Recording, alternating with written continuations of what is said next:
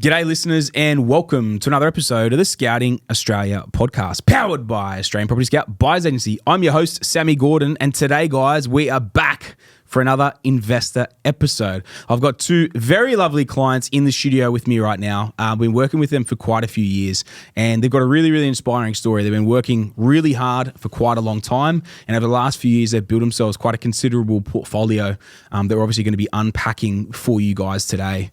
So without further ado, I'd like to welcome big Mr. Kev and Carmela, his lovely wife, to the studio. Welcome, guys. Welcome to the potty. Thanks for having us. Hey, thanks for having us. Mate, absolute pleasure, guys. Absolute pleasure. Now, Kev, I'm gonna pull the rabbit straight out of the bag. You've been nervous, mate. You've been very nervous. I am nervous. Yes. I was trying to play it cool for like the past, I don't know, a week or so, but now I'm here. I'm kind of starstruck.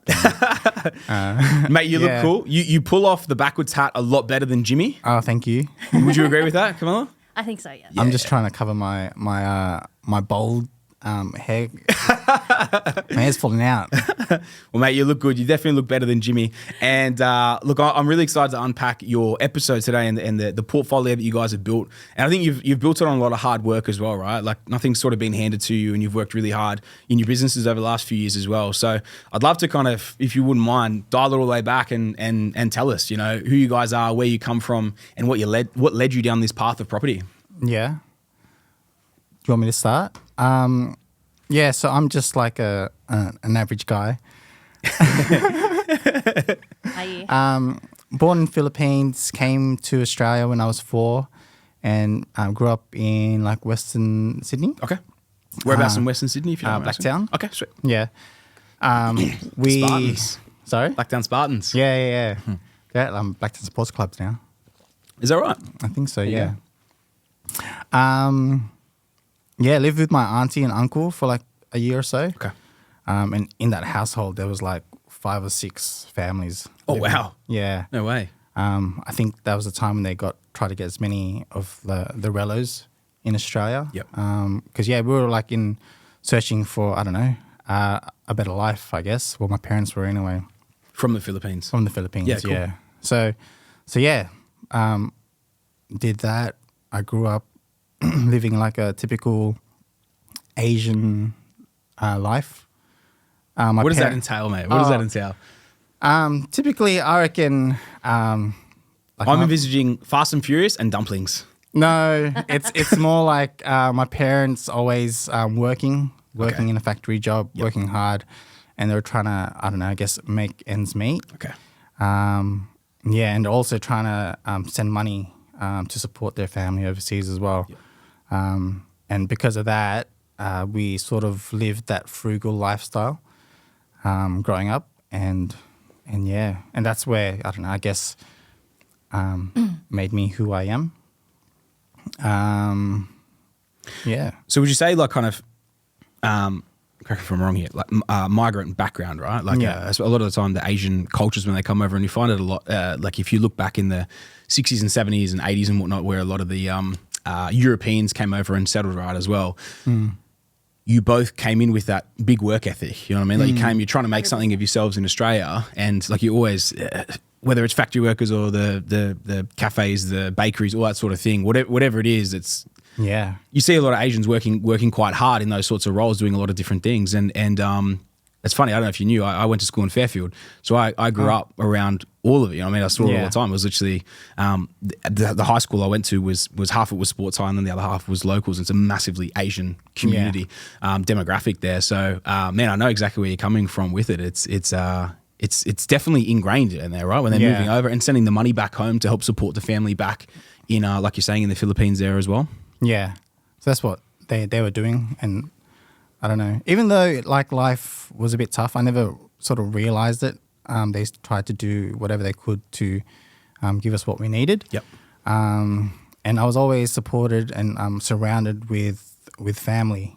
Every weekend we'd all try and get together. I don't know if that's some sort of thing, but maybe it was just, I don't know, for them to debrief with other like relos and stuff. Yep. So growing up, I was into sport. I loved sport. What did you play? I was good at running. Okay. Good at basketball. Good at everything. Yeah, but those were the sort of two that I've sort of Excelled at. Did you excelled really? at, yeah, that's in cool. school anyway. But I never won. Right. Yeah, I was always second. I was always third. Okay. So, but I don't know. I just kept going, and I don't know. Just see how like my parents kept saying, you know, just keep going, keep hustling. I guess. Yeah. Yeah. So I was like, okay, well, I'll just keep, you know, quietly going. And Do you reckon that built like a very competitive edge in you? Even Yeah, I not think winning, so. right? Yeah. Not winning made you just want to win more? I think so. And like even growing up, like, because in Blacktown, like back in the 90s, it was predominantly a lot of like white people. Yep. And then yeah, I'd come in as an Asian and I'd have all the faded uniforms, and I'm like, what is this? Why am I like? Why do I have this? But yeah, so then I was like, oh, I reckon, you know, in my head, it's like I just need to be better or something, or have that little fire in me to keep going. Can I ask you, out of curiosity, a lot of the time, it just popped into my head before about like the Asian community and culture and stuff, right? They'll either push a lot of the time, it can be one or the other or both, of like working extremely hard, whether it's in a family business or the factory or whatever it is, or all about education, or it can be a mix, right? Like, what was your family? Was it more? So with my family, Yep. like when I hit 9 months, I was like, Mum, Dad, I'm going to look for a job. Okay, you were? Yeah. You said that? Yeah. Okay. I want money. Yeah, right. And then they were like, nah, you're not. Really? Yeah. And they're like, I want you to study. Study, okay. I want you to go to uni, get a good job. Yep. And then, and I don't know, be successful in that. Okay. And I was like, what? Why? So yeah, they said, I'll work for you so then you can keep studying. So then they worked even harder. So I could, Helping that Yeah. next generation coming through, so Yeah. they didn't have to. So you didn't have to work as hard as. Yeah, as, I felt like supposedly. I felt like they came here from Philippines and they didn't want me to just get like a part-time job and sort of lose focus on studies, and then they pretty much came here for no reason, I Okay. guess, as Okay. a generational thing. Yep. And that's probably why they wanted me to study and not work. Yep. So I had to just try and study hard. Your parents still live out at Blacktown? Yeah. Yeah? Yeah. They still live in Plumpton now. Plumpton? Yeah, Yeah. sweet. If you don't mind me asking, how old are you? 37. 38 in a couple of weeks. We'll hold on to 37. I'm trying to, yeah. Carmela, how old are you? 30, I just turned 37. in Oh, July. okay, sweet. Okay, perfect. Yeah, so Yeah. it's the same age. All right, awesome. How good. Anything else from the backstory, man, that you think is like relevant or even do you think push you towards this, you know, on the journey that you're on, the hard work and everything? You went to uni. Oh, yeah, I went to uni. What'd you do? Accounting. Okay. Yeah, so my background is accounting. I hated it. Okay. But it's gotten me to understand numbers Yep. and what numbers mean, how to get results, and you know, work with the data that you've given. How do you reckon that's translated to property? I sort of understand like maybe like the tax stuff, or like even at the summit when Nick was talking about all the accounting jargon, I Yep. sort of understood with depreciation and all that stuff. Did you like his session? Yeah, It was a good session, eh? was good. Everyone frothed his session. man. When he came, everyone got their notepads. Yeah. Started writing stuff down. And then for me, I was like, damn, I really need to Get a notepad. and get a notepad. Oh no, like be up to date with all the Legislation changes. legislations, Yeah. even just like being up to date with filing and everything, so everything can be smooth come end of financial year. Yeah. So I did that. I did accounting, but then I was like, no, I can't do this. So I quit and started our small business. Yeah. Yeah. Beautiful. How Yeah. good. Well, I'll jump to Carmela. I want to get a bit of her story before we, I guess, join forces into the business side of things as well. Carmela, a bit of background on yourself too. Filo import? I was born in Australia. Okay. Yes. Also Western Sydney. Okay. Whereabouts? Plumpton. Okay. Yeah, Sweet. so I grew up in Plumpton. Yep. I loved living there. It was great. Really? It was the best. There's a huge Filipino community around that area, Yeah. which is nice. It's funny how it's even the different nationalities within the, let's say, the ethnicity of the Asian culture, but then the actual countries within it, they all still cluster in the different areas, Yeah. right? It's Yeah. interesting to watch it. And I think also just being able to buy out the type of food that we love Yeah. to eat as well Yeah, makes of a whole course. difference. But yeah, I grew up in Western Sydney, Plumpton, as I said, and then my parents also were labourers. Okay. My mum worked in a cafeteria. My dad was a fitter, so Okay. he did actually go to TAFE and do all of that. But Yep. in the Philippines, he was a teacher. Okay. So they did instill the hard work, make sure you work hard. They were always working overtime as much as possible. But at the same time, we went on really nice holidays, went Yep. camping, went to the theme parks and did all of that. Yeah.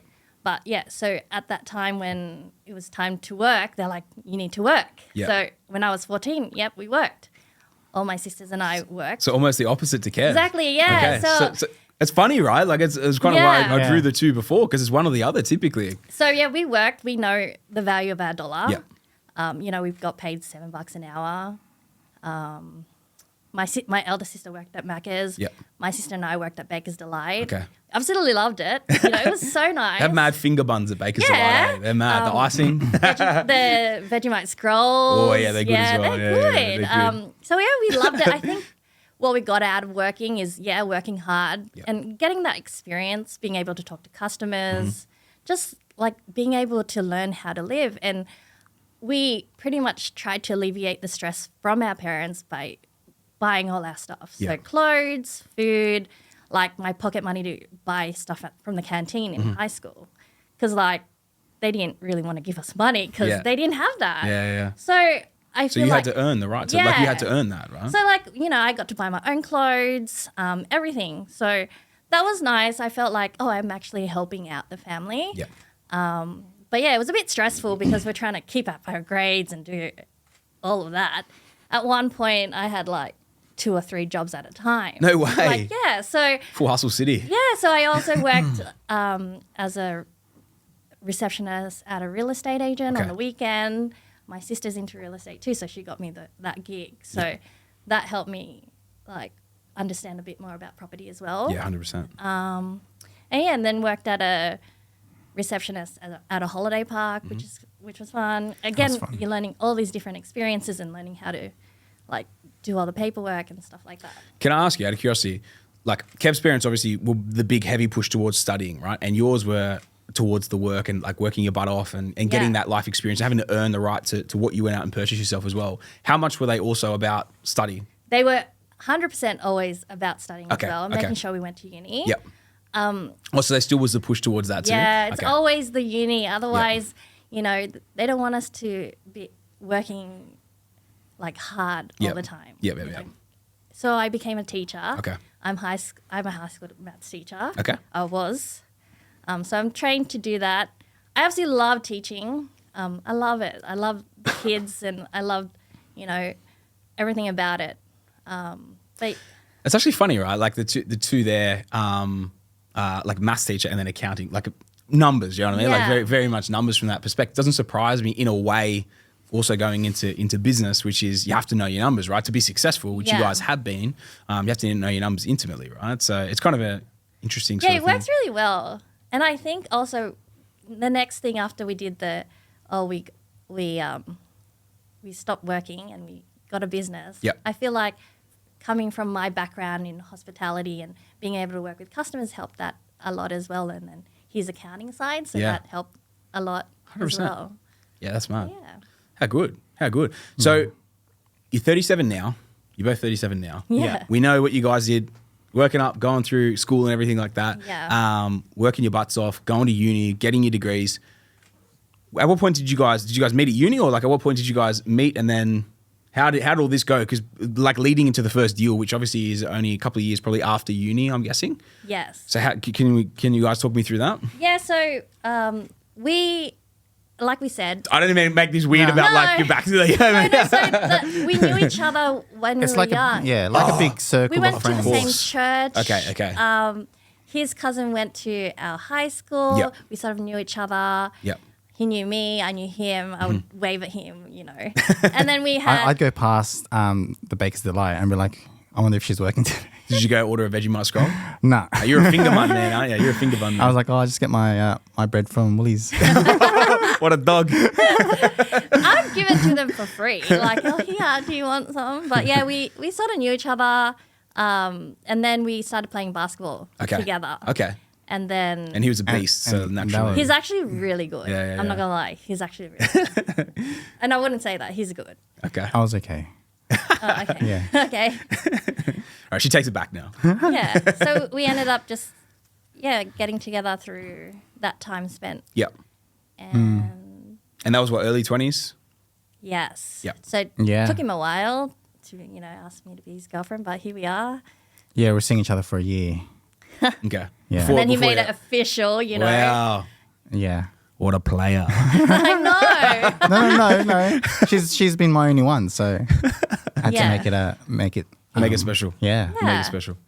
Now that's good. Okay, beautiful. So you guys, you met your early 20s, you're doing your thing. Kev's taking a year to get around just to ask the question. I don't Yeah, even want to know pretty how long much. it took him to ask you to marry you. Yeah. But but we've moved on from that. And at what? Okay, so we've gone through all this, right? What are you doing for work at the time? So when I got my first property, Yep. I was still teaching. Okay, sweet. So, I saved enough money throughout my whole working career. Why property?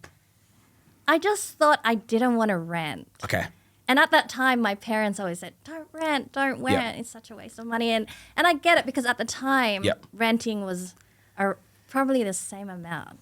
And this was, what year did you buy this first one?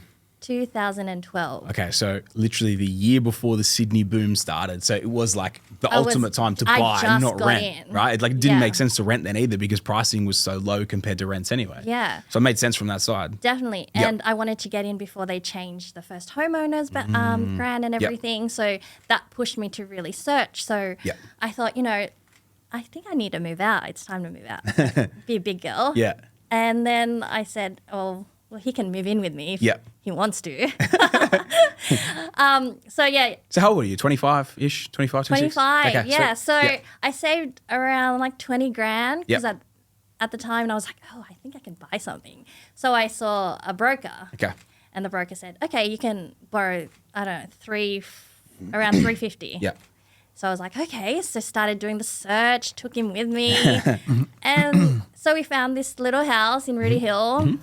And I thought, yeah, this could be our home before, he gives me the ring and we can start a new life together. Yeah. And then, we lived in there for a few years.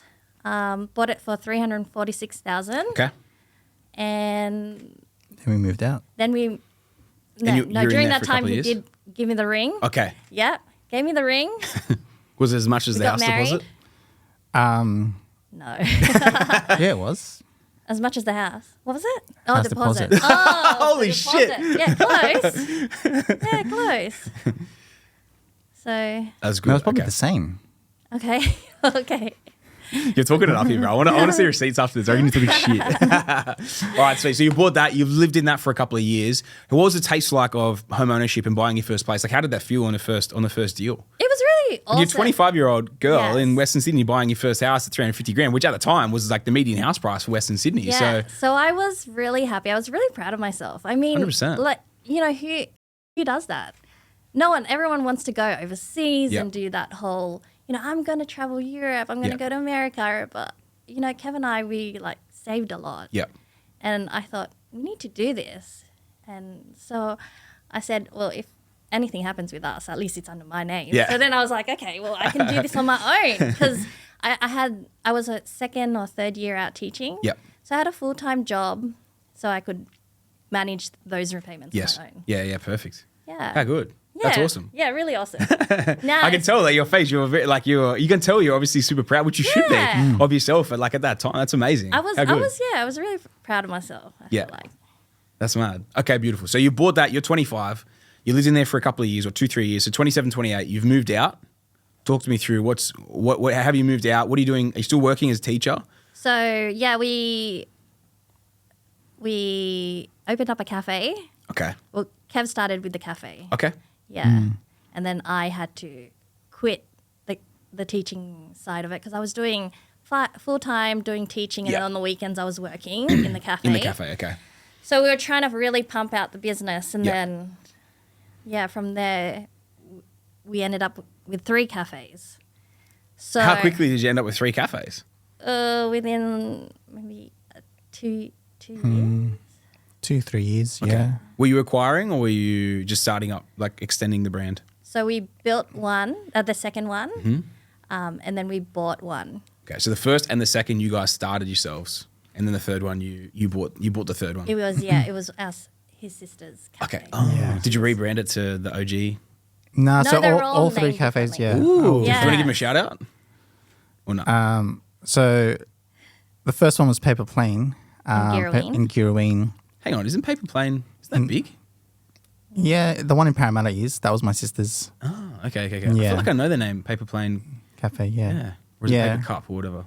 I don't know. Well, then there's Paperboy Concord. There's Paper Crane.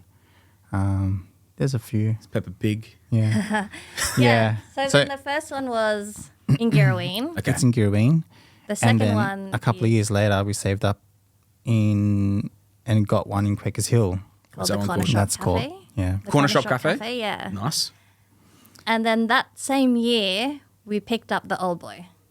What is it called? The Old Old Boy. Boy. Oh, how good. Yeah, Yeah. in Blacktown. Yeah, mad. Okay, awesome. Okay, perfect. And so you bought those over, that would have been what, mid-2010, so like 2015, 16, 17, something like that?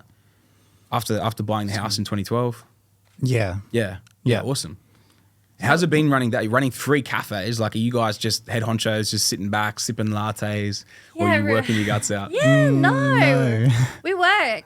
When We- we first opened the cafes, we're working Yep. Yeah. every day. 7 days sometimes. We were doing big hours. Yeah. Especially when we open Corner Shop, we pretty much work there all the time. Yeah. Yeah. It takes a while for the cafe to get known. Yeah. And we then wanted probably to be able to trust your staff as well. Yeah. Like to be Yeah. able to run it. Like Also, to an the extent. training, you got to train Yeah. them and just build our brand as well. Yep. Yeah, that's Yeah. mad. That was probably the hard bit, but it was I don't know. It was rewarding to see that, sales were going up.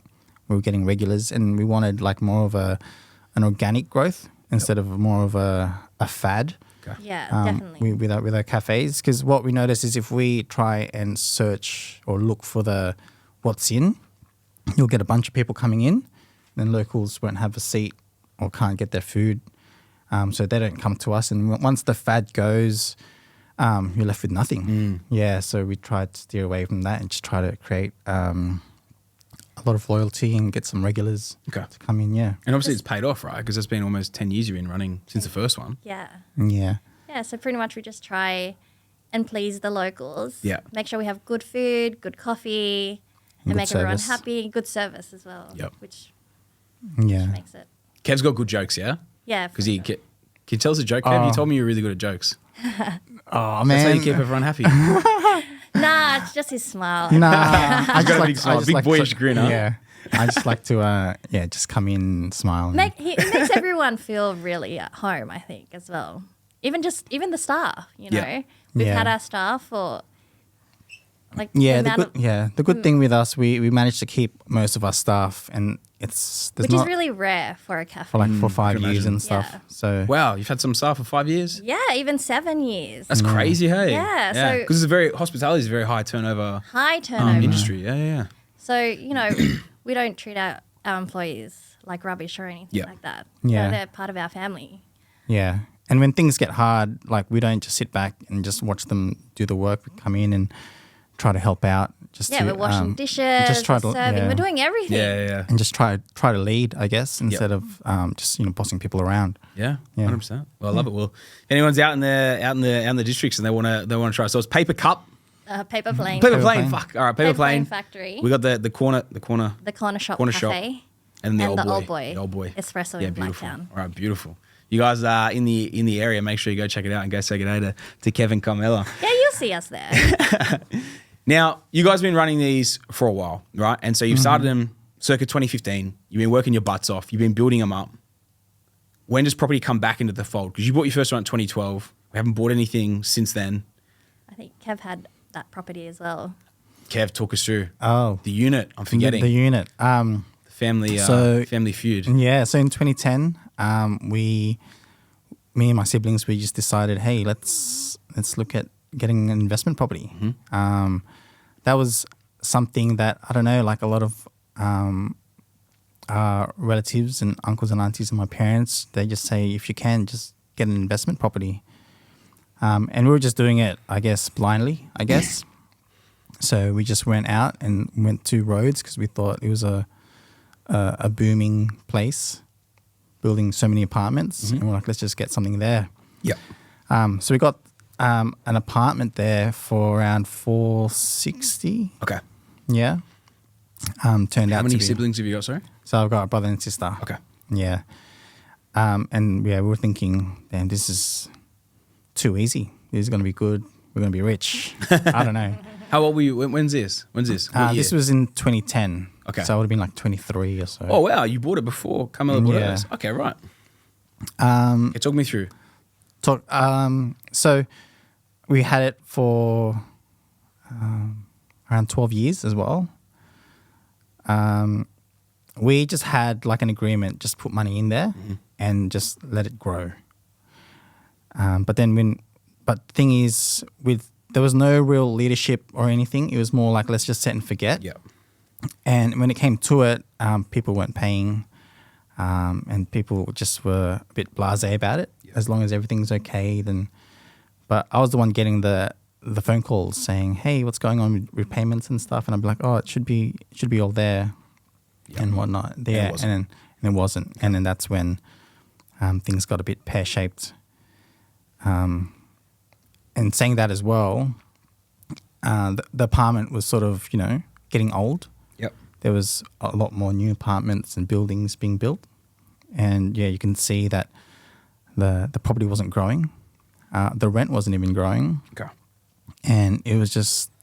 Talk to me about the Sydney boom, man. So 2013 to 2017, the market went crazy in Sydney, right? Yeah. Carmela obviously experienced it with hers. Like you bought yours 2 years earlier. What happened to price during that time frame? Was there just too much of an oversupply in the area? Or Yeah. It saw no growth during that? No growth. No growth in the So Sydney boom. when we sold it for $495. 12 years later. Yeah. Holy shit. If you went and saw that building to the building that was just finished 10 years later, it's night and day. This one looked old, and that one was just brand new, top tier. Oh, Yeah. yeah, looking good. Yeah. That's crazy, man. That's crazy. Any quick lessons or anything you want to throw out about that thing before dwelling too long on it? Yeah. Maybe like try not to do anything with family unless it's like bulletproof. It's I'm not saying like don't do it, but like if if you can avoid it, try and avoid it. Let me weigh in on that. I will say don't do it unless you absolutely have no other option. And it is the only way you can get your foot in the door. Yeah. And, if in 6 to 12 months you wouldn't have been able to save your own deposit, I would say to not do it. It's funny, man. Like I got, people said it forever. Don't invest with family. Like be very wary of trying to help family with business decisions and property and all that sort of thing. And man, I had the same thing of where I tried to help people. Even though they did well out of it, it still came back and I was the one that got burnt at the end of it. And I was the bad guy at the end of it. And it's like, I think, man, the lesson isn't even in mine or it's in yours. It's just it's a simple fact of like, it's not an immediately controllable person or like journey, you know what I mean? Like, 'cause it's not like you guys together, you can share that sort of thing together. But a lot of time when it's an external person, especially if there's external partners or then there's parents involved and all the rest of the stuff, it just gets messy. It gets messy, It just gets messy. And there's always someone that is the fall guy, or just it ends badly. And I know you shared with me kind of prior to this as well that it took a fair while before you were kind of talking to the sibling. Like it was a bit of a discord there for a while, right? Yeah, yeah. And it's unfortunate, man. So it's like this is why I weighed in and I go, I wouldn't do it unless again, it's absolutely the only way forward. And in 6 to 12 months, you couldn't get your own deposit and do it, and you had to share or whatever. But the exit plan has to be so carefully thought out, and the entry has to be so carefully thought out. It's like, can you just do it yourself and not have to go through the headache and the hardship that it will undoubtedly bring? Because it so rarely ends in a great result, And it's funny because you hear the lesson, and then both of us still made that mistake. And even though you go in with the right intentions, man, it's like the mistake is going and doing that, unfortunately. So, but man, the fact that you're back talking to them and everything's good, and everything's good now. and you're on your own journey, man. Everything's good. It's like, thankfully, it was able to be swept under the carpet, and to an extent, and you can keep pushing forward, right? Yeah, that's good now. It was just it was kind of difficult trying to, address it. Yeah. But yeah, now we're all good and just moving on, doing bigger and better things. Yeah. Beautiful, man. All right, sweet as. So we've had the misfire. We've had one that's doing really, really well. Cafes are pumping. Life's good. Rings on the finger. It was as expensive as the property, apparently. So it's through the roof. How's the growth been on the ring? It grew, it doubled, yeah. It doubled. Yeah. What an investment.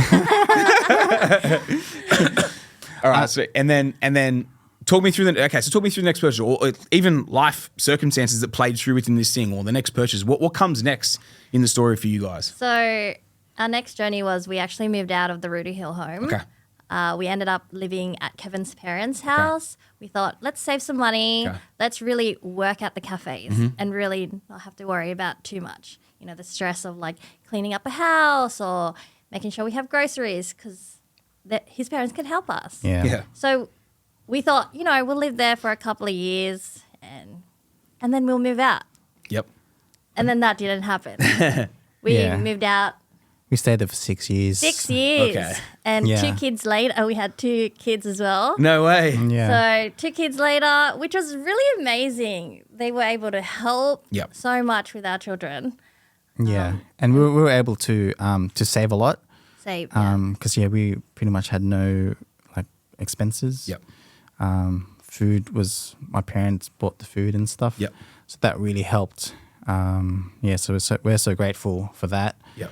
And it's just helped us, push the cafes. Push the cafes. Yeah. So we can. So pretty significant, like piece of, in a way, delayed gratification, right? 'Cause, yeah. 100%. You could have your own house and it's nice and all the rest of it, but it's also a big expense over the head as an overhead. Don't have rental income coming from it as well. And even, it sounds like to an extent, the parents being able to look after young kids as well, so you can keep running the cafes and whatnot too, and putting the time into there, right? Yeah, because I think what I wanted anyway was when we wanted to move out, we wanted to buy our own house. Yep. And that's what we were trying to save up for, and we did manage to. We found like this block of land, and we were like, oh, if we don't get this block of land, I don't think we'll see anything like this ever, especially in the area. Have you been proven right? Has anything popped up like that since then? No. So it was a good decision. It was an amazing decision. Awesome. And we were able to build a beautiful house on it. So talk me through the block. Talk me through the build. So it was a 780 square meter block. Woo, whereabouts? In Rudy Hill. No way. Yeah. It's a monster block for out there. Yeah. Everything's 200 squares these days, isn't it? Huge. Yeah. It's huge. So when we were looking at blocks in Marsden Park, for like 300 or even 250 square meters, it was like 450, 500. And we got this for 510. Okay. So we thought for 780 squares. Yeah.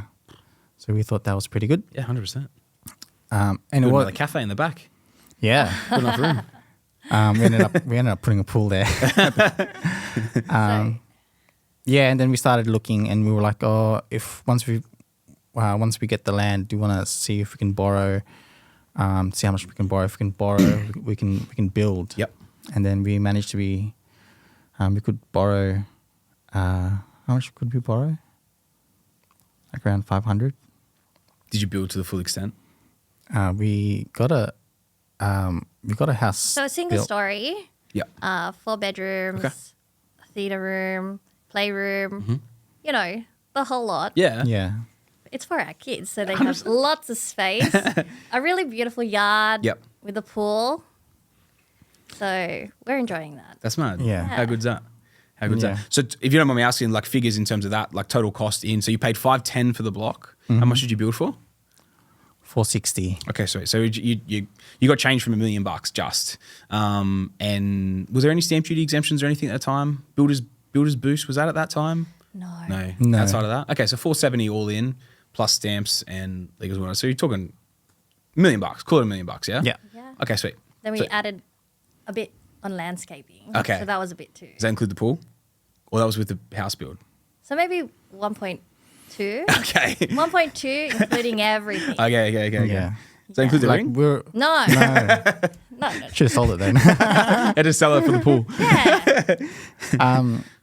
Yeah, we went all out because this was going to be our dream Forever home. Yep. Yeah, forever home. Yeah. Yeah, that's cool.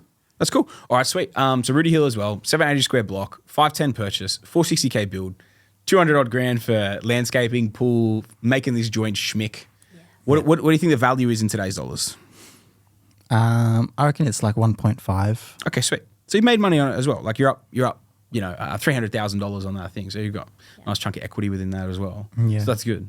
Yeah. When was that? When did you make that purchase? 2021. Okay, sweet. Yeah. Talk me through from there how we've gone from, because we've had a pretty aggressive accumulation process for the last few years. When was it that you came into contact after that deal, after the primary residence? It was finished being built in 2021? Yep. Okay, cool. Yeah. Okay, sweet. So when is it from there that you come into contact with APS, you start going down the investment route? And why APS and why investing? Oh.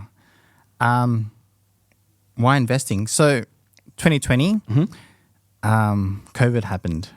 It did. And That hit us then hard. that hit us hard. Okay. And then we were like just at my parents' house having dinner, and then 60 Minutes came up, and then ScoMo came up and said, we're shutting everything down. At 12 o'clock, everyone has to do the Lockdowns. The or lockdown, stay at home, yeah. whatever. Yeah. and we were looking at each other like, what are we going to do? So with yeah, the 3 cafes, how are we going to make money? overnight we were like, damn, we've just lost our income Yeah. or whatever. So yeah, but we just what we did, we just, I don't know, took a deep breath, and we were just texting all our staff saying, our end goal is to keep everyone and make sure that we keep our customers and everything. And making sure we can stay open, Yeah. pay our rent and everything. Yeah, like that was just the main goal. We didn't talk about So- we didn't want yeah. anything. If we could do that, then we're happy. So we were lucky that we were able to stay open. Yeah. Because we were essential. Really? Yeah, because it was for food. So okay. we were considered an essential service. So Yeah. we could stay open for takeaways. Okay. And because our cafes are mainly in residential areas, we were able to, get everyone that was working from home.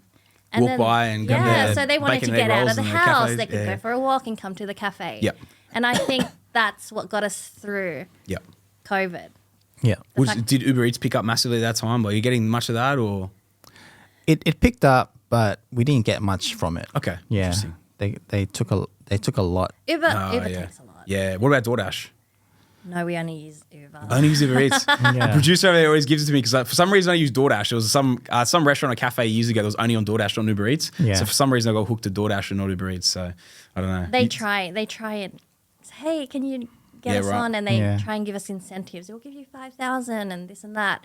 But it's hard to keep on with the Yeah. Uber Eats and If then you're busy trying enough to as serve it our is, right? customers. Yeah, and- if you're busy enough as it is, it's not necessary, then right? our customers that are actually dining in Yeah. suffer. Yeah, I So getcha. and they also take 30% of our sales. It's big. It is a lot. And having a cafe, that's pretty much our profit. Profit, yeah. That's it. That's pretty much it. Yeah. Makes sense then. Yeah. Yeah, Okay, sweet. So you're sitting at home. Yeah. COVID's hit. It was obviously a very dire time when it first happened, but then thankfully being in the residential area that you were in, you had a lot of walk-ins, takeaways, all the rest of it. So Yeah. you were able to stay alive and afloat, right? Yes. yeah, How did we then? That was 2021. How do we then? Oh, obviously 2020, right? Yeah. But 2021 is when you guys came into contact with us, yeah? Yes. Yes. How did it all start moving from there? So I had to do a lot of driving around to get stock because stock was limited. Yep. Especially then, it was like one per customer. So I had to keep driving around looking for stock. And then I just pulled over and I'm like, what am I gonna do? So because obviously you got no income. Like we just finished the build. Yep. I started getting like scared. So then I was like, oh, I'm just gonna pull out my phone and type in how do you make money. Yeah, and there's like I don't know, there's like e-commerce and all that stuff, and one of it was just starting to invest. So I on Spotify I was just like, oh, let's just start listening to whatever, and I was like, look, let's just be open to anything, because if you're open to whatever comes, then you know what I'll hear on Spotify, I can pick up on any opportunities I can get. So while I was driving, I started hearing stuff about passive income and flipping houses, and I was like, what is this? And then I started Googling it and just trying to educate myself more into it. Yep. And then there was a invest story, and it was you. Okay. And I was like, who is this guy? This is Sam Gordon. And I was like, yeah, and everything that you said was like, yeah, this makes sense compared to everything else that I was listening to, and the whole like strategy and how you would go about property just made sense, and it resonated. And I was like, oh, who is this guy? So then I started Googling you. And then I'd see you on YouTube, and I'm like, oh, who's this? What's this Wise Wednesday? Twinkle fingers. Yeah. Did you like the twinkle fingers? Yeah. You like them? Yeah, you should do it. Want to do it now? The Wise Wednesdays. That's it, mate. That's it. Yeah, and I was like, wow, that really is wise. Hang on, it's a Wednesday as well. Oh, yeah. Hey. Hot tip of the week. Hot tip of the week. How good. Yeah, man. So I was hooked. And I was like, oh, so I just talked to Carmela and I said, hey, what if we start looking into investing? Yep. And then Carmela's like, have you thought about it? It's like, yeah, I think so. Because, oh, well, I guess she said, oh, well, I trust you. Yeah, so then I started looking into it, and then I reached out, and then you emailed, and then you said, oh, hey, I'm a bit busy because I think you were just a one-man show at that time. It was a much smaller team. Yeah, for sure. Because I need this, and this, and I go, oh shit, I don't have any of that. Okay. I need to be up to date. So I said, oh hey, sorry man, like I don't want to waste your time, but I'll get back to you. So I think for like 6 months or so, I was just trying to catch up with everything and trying to get everything sorted. Yeah. And then that's when I hit you guys up again, and I said, yeah, I'm ready. Yeah, and then that was it. And Beautiful. Then spoke to Jimmy on the disco call. There we go. And then it was funny because like for like a good half an hour, he just kept talking and trying to sell it to me. And I was like, Jimmy, I'm already sold. Like, I don't know why. Jimmy. Just give it to me. You should have just told him, mate, I have a better backwards hat look than you. Just relax and send me the paperwork. Yeah. No, he was good. And he also had a small business. He was talking about how he was going. And I was like, yeah, man, I'm all in. Yeah. And then that's how it all started. Beautiful. Yeah. Awesome. So, man, talk to me about that, because if Jimmy did the disco call, it must have been early 2022. Because he started doing disco calls for me, I'm sure it was in the early 2022, not 2021. So maybe when we first spoke. Oh, when we first met, when I first reached out, it was 2021. Okay. And then I said, oh, look, I got to get these things in line. Yeah. And get back to you. Yeah, awesome, man. Yeah, and it was, Jimmy, and then after so that. Talk me through it, man. So we did the strategy.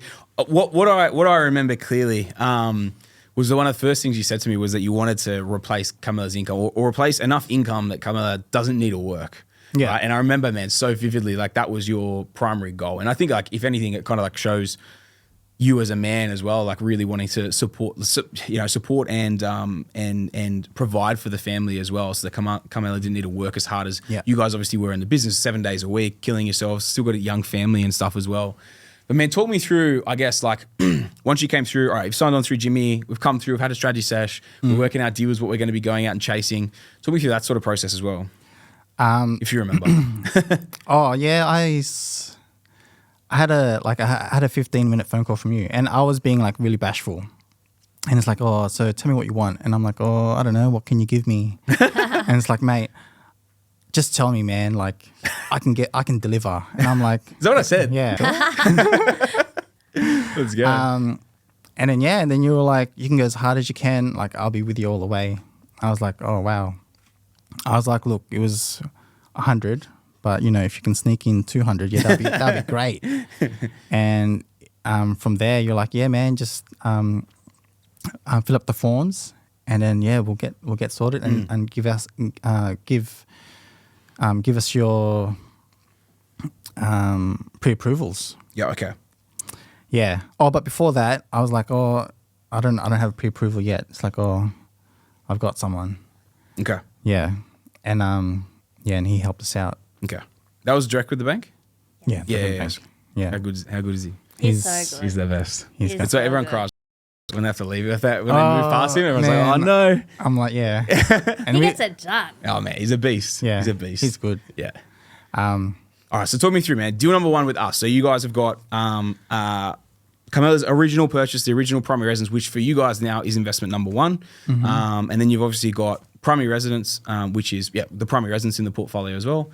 What would Rudy Hill first investment? What would that have been worth at this point in time as well? I think it's probably worth around 900. At the time when we first started, Oh, no, no, saying no, no, no. 2022. it was probably like 780. So it had a little like kind of kick in the last couple of years as well. Was that a COVID kick or since then? I think it had a bit of a kick, but then it flatlined a bit or went back. Okay. Because I noticed it when I saw it. I'm like, hey, it went back a bit, but now it had a bit of a kick. Okay. Yeah. Okay, sweet. All right, cool. So we've got those things in the portfolio. So like realistically, I mean, in today's dollar terms right now, you've got a $2.5 million portfolio, just about with the original one and then the primary residence in today's dollars and today's values. Let's jump into deal number one. So deal number one with APS. Deal number one with APS. So actually, Morgan gave us the first deal. Okay. It was in Perth. Mm-hmm. It was a 4x2 property, and we got it for $395. Yep. 20K below market value. Yep. So that was a steal, I reckon. Yep. That like that those houses at that time that would also developable, right? Like from a cash flow perspective, because obviously the first thing that was a primary focus to kind of chase, especially with interest rates at that time, I hadn't really started moving yet at that sort of point. So we wanted to get in front of cash flow and not have anything that was going to cost us money in the portfolio as well, right? That's right. So that was kind of one of the primary focuses for specifically this first deal, but then obviously even moving forward for a few beyond that. But 4x, how big was the block? Was it a granny flatable block as well? Yeah, it was, I think, around 800 square meters. Okay, beautiful. Yeah. Massive block. So big block. Especially for a 4x2 house Yeah, as well. and had side access. Yep. It was renting out at that point for 300. Okay. But it was well below. Yep. Did you want to? Yeah, run through the numbers, man. Yeah, like current. What's it currently rent for? Currently, it's being rented for 500. Okay, sweet. And the current value is around 600, 650. Okay, just for the house by itself. Just for the house by itself. And the granny's just about to be completed. It's being handed over at the moment, right? Yeah. Yeah, sweet. So that's going to hopefully finish soon. And that should push us up to like 850, 900, I reckon, for the whole thing. The value wise? Yeah. Yeah, I agree with you, man. I agree with you. I think an interesting point on that as well is like, once this is finished, like I think the really cool part of this too is once this is finished, the house at the moment is a little bit under rented. Obviously, during the construction process, rents typically might drop 10% off during that rental phase, during the building phase, right? But once it is completed, like that house there should be renting for a minimum $550 a week, if not more, and then the granny should be renting for $450 a week as well. So we're talking like plus a week as well. So realistically, man, talking $1,000 a week minimum on that, which is a pretty tidy return, especially on. All in sub 600 grand. Like what did they build that for? Because that's a nice, like obviously bigger flat, brick and tile as well. Like what did we in the end? What was that as a total build price? I think it was like 205. Okay. With driveways and everything, fencing, everything, turnkey. Yes. Yep. Yeah. Okay. Cool. Okay, so we're pretty much literally bang on 600,000 all in on that 205 plus a 395k purchase. Yeah. Yeah. Sweet. So it's a big yield. It's pretty big. We did pay cash on the granny flat. Yep. So you're waiting for that to be finished to refi back out? Yeah. Yep, perfect. So once that all happens, it should be around, I think like 13% yield. Yeah, on debt. On debt. Okay. Yes. Because on total cost in, you'd be around about a 9% yield, which Yeah. is bloody good on all the way on total cost, right? TDC, like total development cost. To get that $1,000 a week rent on that, that's pretty tidy, right, from that Yeah. side. So that'll be strong. And the idea, obviously, once that's finished, is to get it revaled, pull the cash back out of the granny build, and then keep moving forward. Yeah. Yeah, that's the plan. Yeah. Perfect. Yeah. Perfect. I'll just add. Let's go. So when we first got the message, hey, you've got this property. Yeah. We were like, oh, really? Oh my goodness. Because I just want to talk about how we actually thought about the first Yeah, please, property. please. 'Cause, you know, we're going with someone we haven't been with before. Yeah. And we thought, oh, this is in another state. Are you sure you want to do this? This is scary. Are you sure?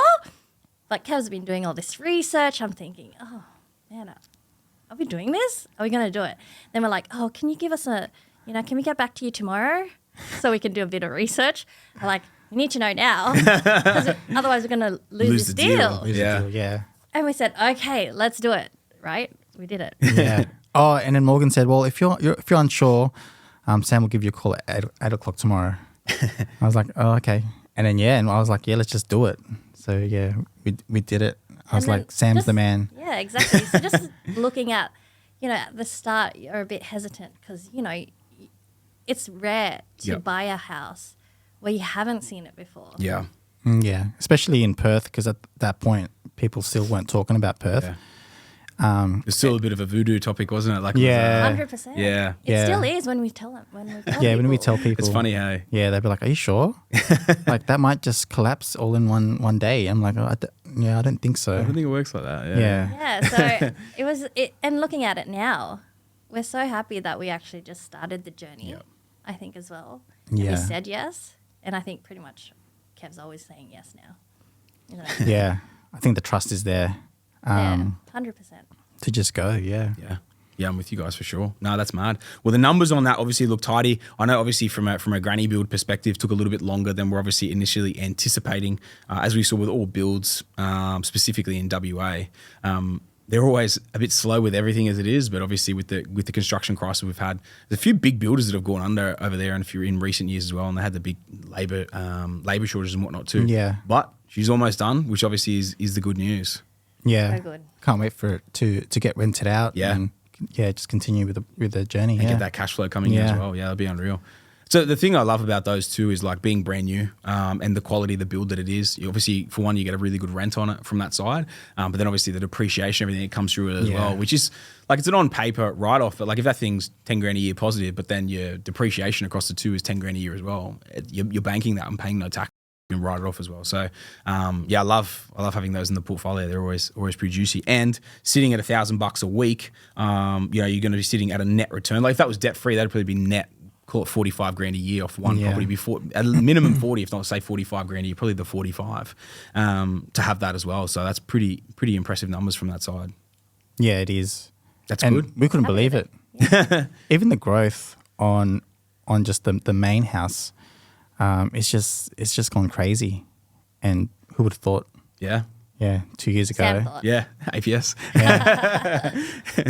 No, that's good, man. Well, I think it's like it goes to show like trusting your gut and both being on the same team as well.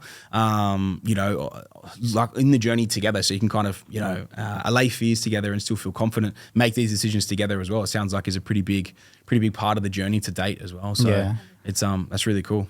I think it's good that Carmela and I sort of have that trust, and we have that same goal. Yep. Because if we don't have that, and one is unsure about the whole investing thing, then that's when I think it falls apart or it's not as strong. And Not going to go as fast. yeah, and Carmela and I have sort of been strong at that, and it's helped us just push forward. Yeah. Yeah. How much do you think of that has been forged through business, like the businesses that you've run together in all that time? Or? We've had a few run-ins with each other. Yeah, we don't really work that well when we're in close vicinity with each Yeah. other. And I know I can understand that. I can understand staff that. are like, oh, what's going on there in the kitchen? Like, because we're just going. It's like knives going across and It's No, hard. because I've got my way and Carmela's got her way, Yeah. and obviously you got to say yes to the missus. I was about to say, come on, man, is you smart? Oh, he's only learning now. Okay, He's okay. only It's taken me a starting. while, I'm not gonna lie. Took him a while. But now we're happy. Right. Oh, that's classic. Okay, so the property journey has actually made you better partners and better business partners. So it's actually, we're going to thank the property side of things for making you better in business. I'm Yeah, as long as it's growing, I joking. think it gets stronger. If it wasn't growing and it wasn't making money, it'd be like, oh, what did you do, Kevin? What happened? I trusted All you. your fault. Well, thankfully the results are on the board, Yeah, and we're 100%. getting some good wins here. 100%. 100%. Nah, beautiful. All right. Fast forward past that point, next deal. Talk to me about the next deal. Deal number 2 with APS, which is your third property in the portfolio. So we got our second property. It was in Queensland. Yep. It was another cash flow deal Yep. In Brisbane, yeah? in Brisbane. Yeah. Beautiful. It was a 3x1. I think it was like a 650 square meter block. Yep. We did a bit of a reno on that. Yep. That was a 52K reno. Yep. That was just I think it was the whole house pretty much. Yep. The full revamp. Yeah. Yep. Um, You said 415K? Purchase? 415. Yep. Yeah. Yep. I think that was an awesome deal. Well, the agent told you she wished she'd bought it. She had bought it herself, right? Yeah. It's normally a pretty decent Yeah. precursor when they're a bit like genuinely upset that they didn't buy it themselves. Yeah. Especially when I was looking at like what's out there Yep. on real estate, and yeah, there was nothing under that price point. Yeah. There's nothing under like 500 at the time. Yeah. And being a renovated condition at the end, we're probably more talking like 550. Yeah. Even at the time Yeah. of doing it. Now, obviously, it's cost you 460, including the reno. But you got a renovated product at the back end of it as well, which obviously is awesome from that side. Yeah. So when was this? What was it? So you bought the first one. Do you remember the month in 22 that you bought the first one? It was Feb.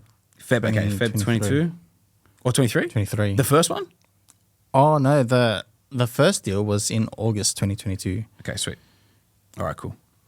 All right, man. So talk me through some numbers around that as well. So you've paid 415. We've put the 52K reno in it. Yeah. We're calling it at that time circa like low to mid 500,000. So it's a bit of a stonker. Yeah. Strategy around that as well, man. So it got rented out for $495 when we first started. Now it's probably around $650K. Okay. Renting at the moment for $525 a week. Cool. So it's gone up 60% in 1.5 years. Yeah. That's massive. Yeah. So with and that market's still pumping as well, right? Because it's within Brizzy proper, man. You're like 20, not even 25 minutes from the CBD. Yeah. In that location. It's actually a pretty decent location as well. It's not like the maybe slightly scummier, like 20 to 22 minutes. So there's a few suburbs in the ring there that's a bit Yeah. shitty. This is a little bit further out, but nicer from that side, man. It's a good spot. I actually know people that live there, like primary residences there. It's a cool. good spot. Yeah. we thought we missed the Brisbane market around this time, but yeah, you got us in, and it was a bit slow at the start, but Yep. now it's just picking up again. Yep. And it's exciting to see it grow. Yeah, 100%, man. Yeah. 100%. That's great. So we've got a nice uplift on that thing. We're probably up circa like close to 200 grand. Now that's a granny deal that you haven't pulled the trigger on yet, right? Not yet. Okay. No. Okay. It's currently sitting there almost in there as a Yeah, so so- 200 grand in 18 months is doing all right. Yeah. So if we want to put a granny flat in there, that's another lever we can pull. Yep. Yeah. So then we can get some more cash flow, I guess. Yeah. Yeah. And it's something we've been actually weighing up in the portfolio as we move through a few things, is actually weighing up a few of the deals in there that we haven't built on yet. Yeah. As to whether we build on them, or because the growth has been so strong, Yeah. do we look at other options within it as well? Yeah. Anything else about this one before we move on, man? Well, You looking nervous, mate. kind of. You're in a safe space. I'm sort of embarrassed to say, but I'd like to be honest. Yeah, like at this point, we were sort of looking at another buyer's agent. Yep. The only reason being is that from deal 1 to deal 2, it took a bit of a long time. Yep. And You were getting a bit impatient. I was getting a bit impatient. Which can I say as well, man, it was an understandable time period as well, because it was like you said when we talked about this deal, you thought it was that we'd missed Brisbane, right? Because we were trying to source sub 450K, and I told you it was pretty hard to kind of get in around that sort of price point, but that obviously would keep the feelers out and try and make a deal happen from there. Obviously, what we put together from that end, it was like a Hail Mary deal from everything, right? In terms of it actually coming together to be able to put it together from that side. But sourcing at that price point in those parameters was extremely hard. And And man, I understood when you told me that you got itchy feet and it happened. I got pissed. I get pissed off, right? You know what I mean? Like I take everything personally, and like, I love you guys, but I still got pissed off at, when you guys told me. But at the same time, I understood the reasoning behind it, and I think there's kind of almost like a beautiful lesson that's kind of come off the back of it as well, And I know you want to, share that piece of it as well, man. So please do. The floor's yours. Itchy feet. Yeah. Sammy Gordon was taking too long. Yeah, Sammy was getting too long. So I just approached another buyer's agent. Yep. Thinking, they would do a good job. But coming out, like the strategy and the property that they were showing me just wasn't that great. It just didn't get me excited as how I got excited from the first deal. Talking about the actual process around the property though, man. That was where, like, when you actually explained to me what happened, I think that's a pretty telling sign, right? So we signed up to them, and a couple of days later, they presented me with a deal. And I was like, wow, this is too fast. But I guess so. Let's just trust them. And they presented me with a deal, and I did some research, and I saw like another property that was sort of similar, same street, and it was a cheaper price. So the deal was 465, and the property that I saw in the same street was 450. Yep. So I was like, oh hey. I just called them up and say, hey man, can you just look at this property, because this one seems to be the same and it's cheaper. It's You're doing the BA's job for him. Yeah, and better than the BA's job for cheaper. Yeah. So then, that same afternoon, he said, oh, just leave it with me. And that same afternoon, he texted us and said, oh, congratulations, I secured the deal, 467,500. 467,500. Yeah. Okay. So I was like, what happened to the one at 450? No, I don't know. But he just kept with that property. Okay. And it was $2,500 more Okay. than what he presented. So I was like, hold on. What is this? Yeah. So I was like, okay, I guess he knows something that I don't. So I'll just give the contract to the bank. Yep. And so you signed it? You signed contracts? You exchanged contracts? Yeah. Okay. And then the bank came back and said we can't value this at this amount. Okay. Were they valid? It was 50 grand below. They valued at 50 short. Yeah, 50 short. Yeah. And I was like, something just sounds wrong. Okay. Just in gut feeling. Yeah. And so we were just I was like tossing and turning, what should I do with this? And then that's when you came along and said, hey Kev, I've got a deal for you. And I looked at it and I'm like, oh my God, this is amazing. And this is the deal that we just did, the 415 plus. Yeah, 415. I'm like, wow, this is like, it's night and day. So yeah, I had to just say no and just pass off on them. Yep. And then I came back with you guys. Yep. So you walked away from the dark side and came back to the light. Yes, I did. Yeah. You know what though, man? Like, I can say in all seriousness, because like, and this is the thing at times, I know sometimes it depends on a price point and a market. It's like that, like sub 450 in Brizzy was an extremely hard brief to source for. And sometimes briefs do blow out, man. And like this, but this is the difference. I've always said this is the difference with APS. And it was because of what happened with me of like, I signed on to someone else that I also thought was good. Literally the afternoon I signed on, I got sent 4 properties and I was like, whoa, hang on, what the hell? Like supposedly I was going to get a strategy session first and then, and then, they're going to assess my portfolio and then with the head honcho, and then I was going to, deals would come off the back of that. And I was like, whoa, man, this is like way too quick.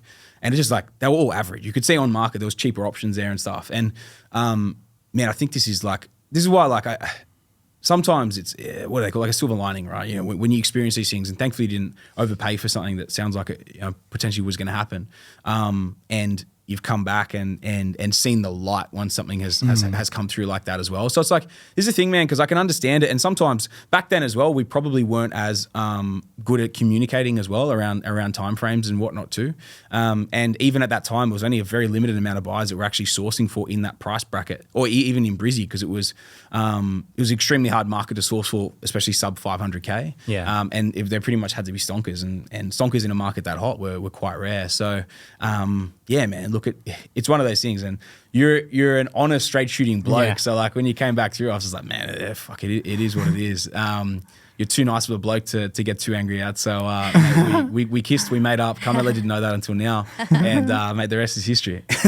Yeah. Well, that's just when I saw like that deal showed us like how strong and committed you guys are at getting good deals for your clients.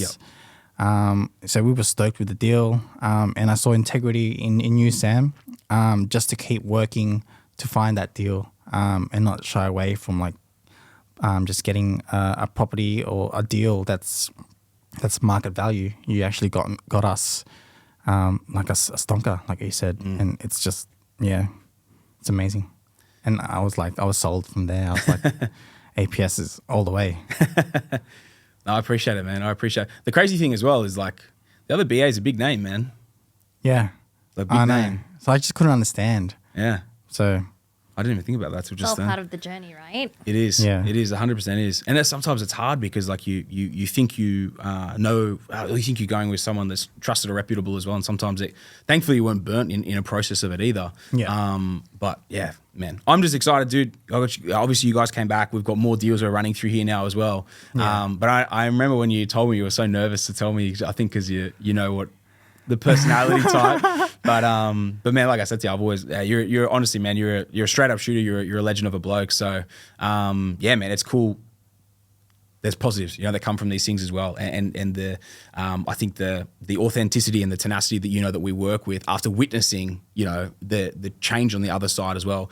Man, it's all part of it. It's all part of the journey, and that's why like sharing this stuff is like it's a way to kind of even give back to people who might question these sorts of things as well. So, man, it is what it is. We've got a great deal. It's obviously performed. It's done circa 200 grand in 18 months, which is a ridiculous result. yeah. Happy days. Number 3. Moving on. So another deal number 3 was another Perth. Yep. Perth property. Yep. It was another cash flow deal, Yes. and Big JT secured that. Big JT. He secured that. Straight from the Shire. Coming with his surfboard and Yeah. the deal at the same time. I know, and his jumper around his shoulder. Oh, Jimmy will love that deal. The knife is in. How good. That was a three bed, 1 bath. Okay. And it was another granny flat potential. Yep. We got it for $350. At that point, we were getting it rented $350 per week. You could see similar houses over there, and with just a coat of paint, it was around a $400K property. Yep. So I knew like straight away this. Yeah. It's a no-brainer. So like 5 to 10 grand's worth of work. You could see there's 40 grand in this deal. Yeah. So Plus that granny ability as well, right? It's a Yeah. big block, that one too. That's a good. yeah. But talk me about how long ago did you buy that? You bought that in September last year. Yeah. And we're in, at time of recording, we're in August this year. What do we think the value is on that now? It's around, I reckon, 550, 600. Yeah. Yeah, I'm and with you, man. it's crazy. Yeah.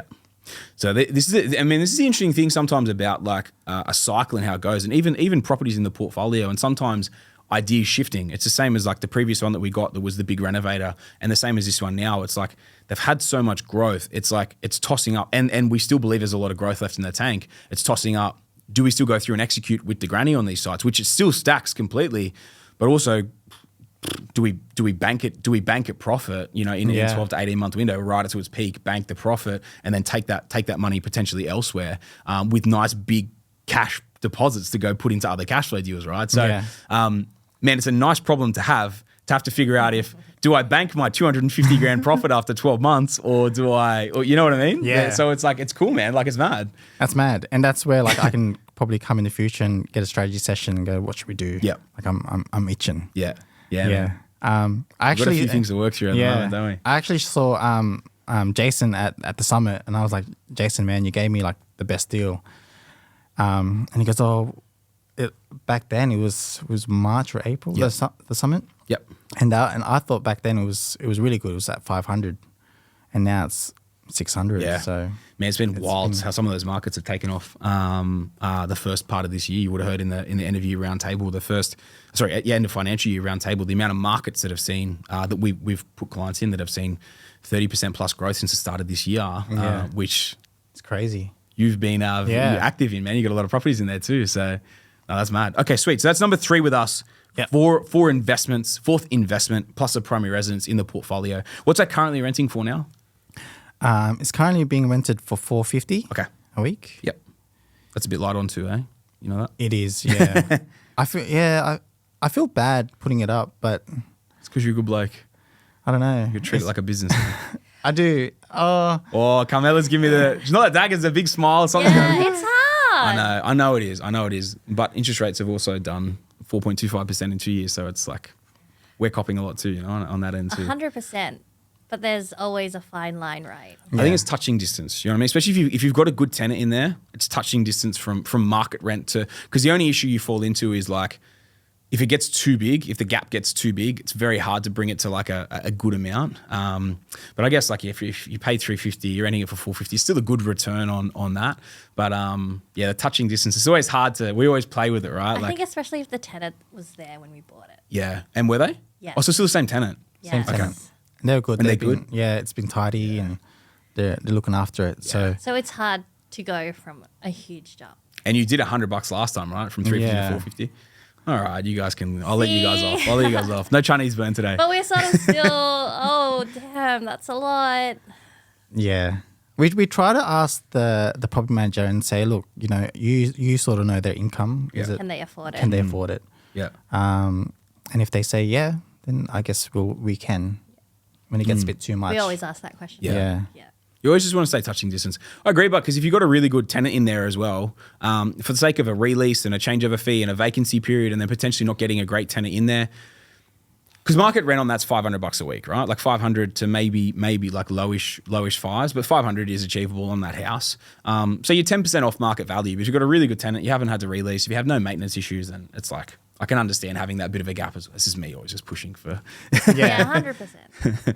But nah, that's good. Okay, sweet. So that's fourth investment in the portfolio, plus the Yes. primary residence. Where are we rolling from here? Um, So we've got two in Perth. We've got one in Brisbane, two in Sydney. Where are we moving from here? we are back in Queensland. We're back. Yeah. Vengeance. Talk to me about Queensland. So we got this in This was that stonker. yeah. This is a big discount. This was Yep. another cash flow deal. Yep. Man, all these cash flow deals. I know. I love you it. cashed up. You cashed up. It was a 3-bed, 1 bath. Yep. We got it for 462,500, and that was like around 40K plus Yep. below market. Rent there was a bit weak, Yep. but we had to put it up. At that point, we had to pay a bit of extra because the rent was too low. Okay. Why'd But- you have to pay extra? What do you mean? You paid extra. I think with the pre-approval. Oh, for the loan. Yeah, for Because the loan loan. was it fell under. Okay, yeah, okay, yeah. So we had to pay a bit. Which is good though, because it actually puts down the repayments of the debt. Yep. Current value, I reckon, is $650. But you've built a granny on that. We built a granny flat. It should be finished soon. Yep. In a week or so. At the moment, it's on a 6% yield, but with the granny flat, Yep. it should push it up to 8.5 to 9% yield. Yeah, perfect. Yeah. Perfect. And current val with the granny on it as well. We're probably at 900 grand with that 900, granny that we yeah. built to. We're probably at 900 on that. And granny will rent for over 500 a week. What's the house at? 500. At the moment, it's 480. 480, okay. Because that should be like 550-ish sort of thing for the house as well. Yeah. Yeah. So we have it. Oh, you guys are looking after them as well? Come on. All right. Okay, but let's say like once it gets to full lease, right? Once it gets to full lease, we should be at about $1,050. Yeah. I think we were also taking into account that the build was happening as well. Of course, yeah. Yeah. And that's sweet. But that's what I'm saying. Like, yeah, once the lease is up and you're going back for a release. Yeah. You know, realistically, that's where they kind of should. They should both sit between like 500, 550 a week. So it should be between 1,000, 1,100 a week. Yeah. Which is a pretty bloody good return on like low sixes, all in, mid sixes, all in as well. Yeah. That's a good return. It's really good. Yeah. Sweet. And you're at 900K market val on that. Yeah. Now, we've gone on a heavy cash flow journey. Yeah. Because you're so committed to getting Carmela to retire and not needing to work. We turn the corner and we start throwing some bread and butters in. We look at bread and butters, yeah? Yep. Okay, sweet. Yeah. And the cool thing is as well, we've got a few things here that we potentially could transition to bread and butters if we need to. It's existing within the portfolio that we bought, like the first Brisbane purchase, and then obviously the second WA Perth purchase as well. So it's cool. We've got levers we can pull or different strings that we can pull within the portfolio as well, which is always cool. But then we changed tack a little bit after this one. Yes. We have to leave our good friend at the mainstream lending and go out on our own in the wilderness. Yeah. How was that? How was that transition? It was hard because, I don't know, you got to do more work, There's a lot of paperwork. a lot of paperwork. Yeah, it's because of compliance. So the brokers obviously have to go through the compliance side, whereas the guys direct at the bank, they are compliance, right? If you're dealing with the right people there, they are their own level of compliance. Yeah. So the amount of extra work you have to go through when you go through the brokers and different, creative strategies and whatnot that we had to go through as well, Yeah. it creates a lot more paperwork and work involved with it. But that is also part of playing the game, right? Yeah. So we've gone down that avenue. Yeah. Talk me through that process as well. He loves it. He loves every time I see him, he's getting his calculator and doing all these Oh, things. work And I'm out the like, yields and what are stuff? you doing? That's He's mad. calculating, middle of the night calculating. I'm like, what are you doing? I get up and send myself Siri messages. I go, hey Siri, and then I got an idea and I send it to myself. Send Sam Gordon a message. I literally do it all the time. I send really? myself messages and stuff. Yeah, Oh, work there you out go, this Kev. or do this or whatever. So Well, if he's not calculating, I go, why are you smiling? And he's listening to one of your podcasts. And I'm like, we'll cut that back in. why are you smiling? Oh gosh, here we go. All the time. Yeah, she'd be like, what are you doing? Oh, listen to your boyfriend. He's no? like gardening. Oh yes, I get to garden and listen to my podcast. Like, oh, Oh, that's classic. That's Yeah. classic. But we turned a corner, man. We turned a corner at this point in the Yeah. portfolio. Talk me through that. So we realized we've got a lot of cash flow deals. Yep. So we are wanting bread and butters because we're just trying to think how are we gonna pay off this debt. Yeah. And so yeah, we wanted to go into a bread and butter. If I can speak about School of Property as well. Yeah, please, Yeah, man, please. listening to School of Property, a lot of what I've learned is you try and get the bread and butters first, but we've acquired a lot of cash flows because at the end you do the cash flows, and then by the time you've finished doing the cash flow deals, you would have had like a nest egg of bread and butters. They've gone through substantial growth. Yeah. That you can pay off or help build another granny flat or whatnot. Yeah. So we were just thinking we need that in our portfolio. We got a deal 5 with you guys. Yep. And that was again in Queensland. Jakey got that deal for us. Oh, how'd you go with Jakey? Yeah, he was good, man. Yeah? Yeah. Like him? Spoke to him in Summit. I was like, how big are your arms? What did he say? He's like, oh, no, they're not as big as Sam's. Should do a pose off. Poser. So he got me this property. It was 415,000, Yep. and it was 40K plus Oos. below market. So You say 415K again? Did you say? 415K, 415K, yeah. 40K plus. And at this point in the market, it's rare to get that. And you guys have been talking about it, how hot the market is. And for you guys to get this property at this price, it was no brainer. We had to just sign and do it. Game on. Game on. So How that do you was, feel about having the first, sorry to cut you off, Yeah. how do you feel about having the first bread and butter in there as well? Like first specifically sourced bread and butter. yeah. I'm kind of excited because usually the bread and butters are the ones that have the growth. Yep. And I want to feel that. Like even though I've sort of felt it with the cash flows, and usually they say the cash flow deals don't normally stack up. Growth-wise, they yeah, don't grow as much. growth-wise, yeah. Yeah. So I'm really excited to see how this goes, especially with like all your stories about people saying, "Hey man, just letting you know, 3 months I got it revaled and it's like, 100% growth. So yeah, I do want to see it. And it's gonna You must exciting. be almost at 3 months post-settlement. May, June, July. Yeah. You would be. Yeah. You settled in May? May, yeah. In August, so May, yeah, June, July, August. Yeah. And what date was it? Do you remember the date in May? Probably not. It was the second week. So pretty much, probably pretty close to now. Yeah. How good. Order the Val. Dial it in. Yeah, I'll call. But yeah, I reckon it's, I don't know, 450 or 500. Yeah, I reckon she's closer to this is at least 500K, man. When we bought it, she would have been at least 450 plus when we bought it. But that market is absolutely pumping at the moment. I was kind of talking with the team earlier this week, just the jumps that we're seeing come through in this location, even this year since you bought that, man. It's 100% gone through another jump since then, potentially even 2 since you bought it, because you settled in May this year, which means you would have bought it, say, 6 weeks before. So you probably bought it at the end of March, April, May. Yeah, probably at the end of March. So potentially seen 2 significant jumps since then as well. So I'd be saying minimum 500K on that at the moment, if not low fives for sure. That's but I'd crazy. be very comfortable to say 500K on that as well, man. Yeah. If it is, man, I'll be texting you. Sounds good, man. Sounds good. I want to know. Yeah. So that concludes our journey. And yeah, it's been great so Right now. far. Yeah, right now. Thus far, Yeah. yeah. So talk to me about, like, I guess you guys have done exceptionally well, right? Talk to me about what are the goals beyond this? Like, what did you, so the 200 is the 200 grand still the goal? Is it bigger? Has it come back? Has it gone up? What does it look like? I think for now it's 200. Okay.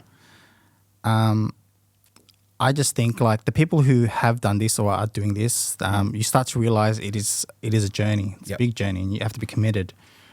So 200 is I reckon quite significant. Yep. And then from there, I think that's just what we'll probably start off with. Probably see how it feels Yep. to get 200K passive, because not a lot of people have that. Yeah. So you're going to drive hard towards the $200,000 passive income goal. 100%, And then yeah. if we need a reset from there, if Carmela might sail off into the distance in the sunshine on the catamaran Yeah. with Giuseppe. I don't know. We'll be sailing with you, bro. But I think Kevin's just addicted to this. was it? Yeah. Yeah. I don't think he wants to stop I playing like it. Yep. playing this game. I think that's what it is. It's fun.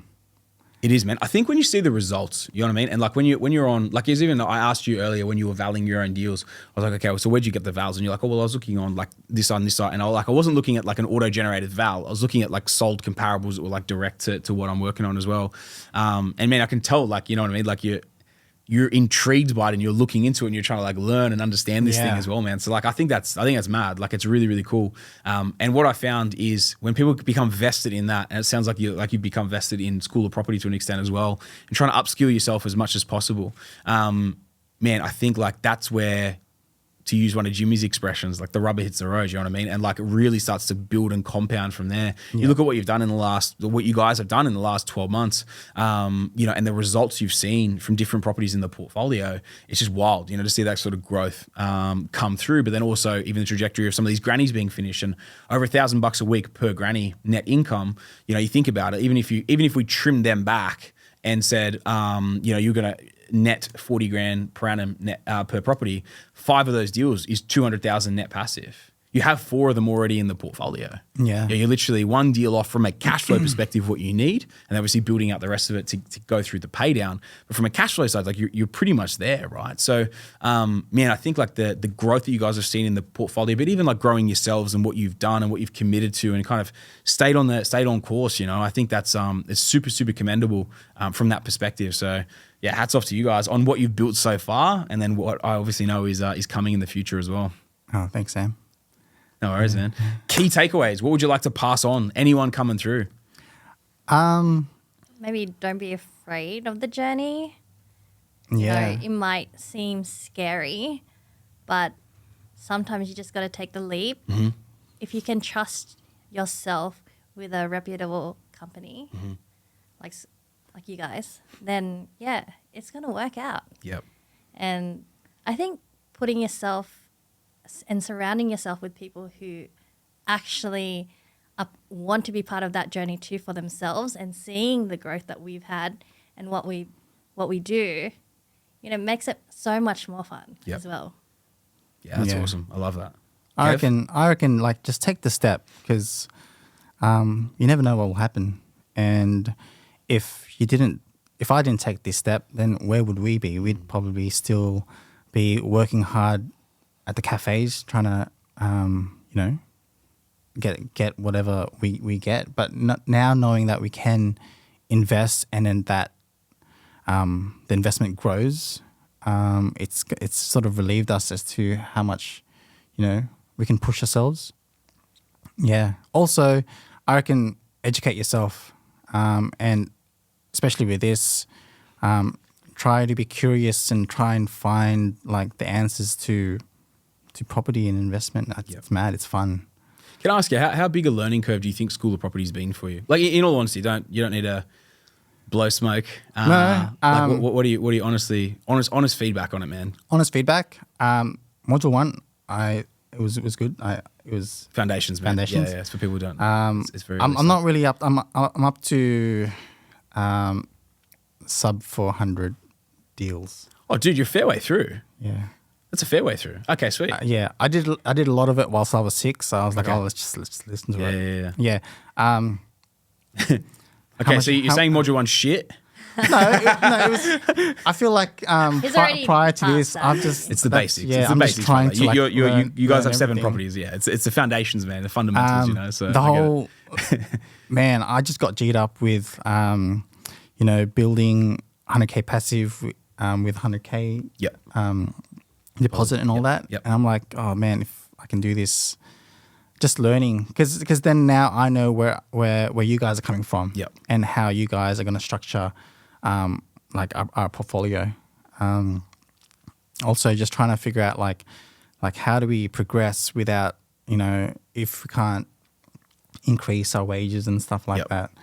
I've just learned heaps about that. Yeah. So you've learned how to continue moving forward, even on current wages and stuff as well. Yeah. Yeah. I think it's a big one too, because like a lot of, we'll say in inverted brackets, inverted commas, advisors, you know what I mean? Like, how do I keep borrowing more? How do I keep going? Or how do I keep building this journey? It's like, well, you need to earn more.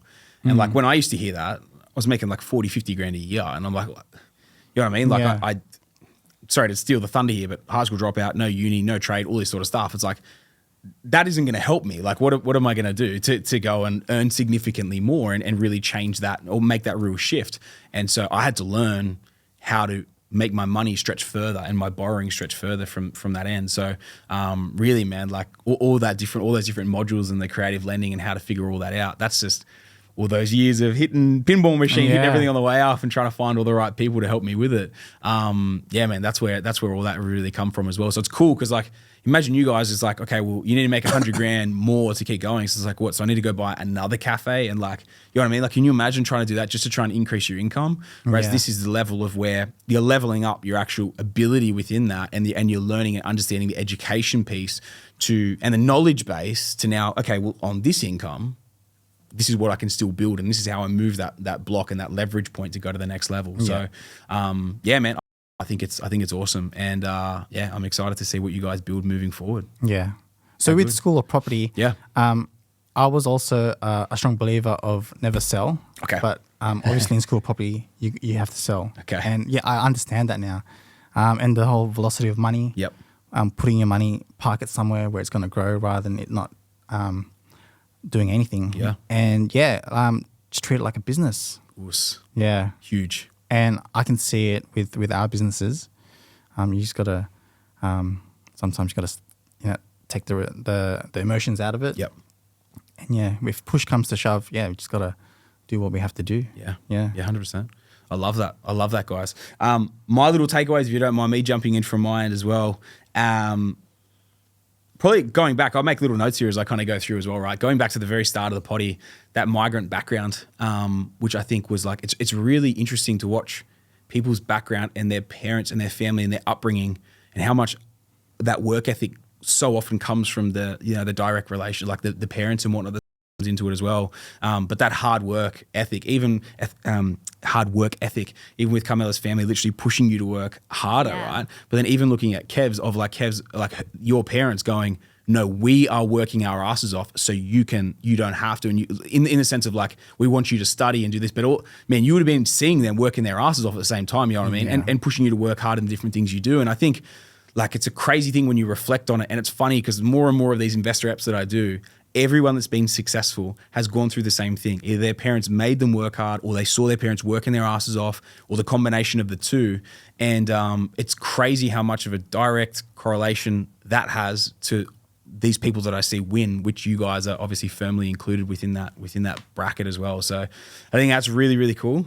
I just don't think anything doesn't come easy. You got to work for it. Yeah. And I think sometimes people look at us and be like, wow, they've got this and they've got that and they're doing this. Yep. But we worked really hard to get here.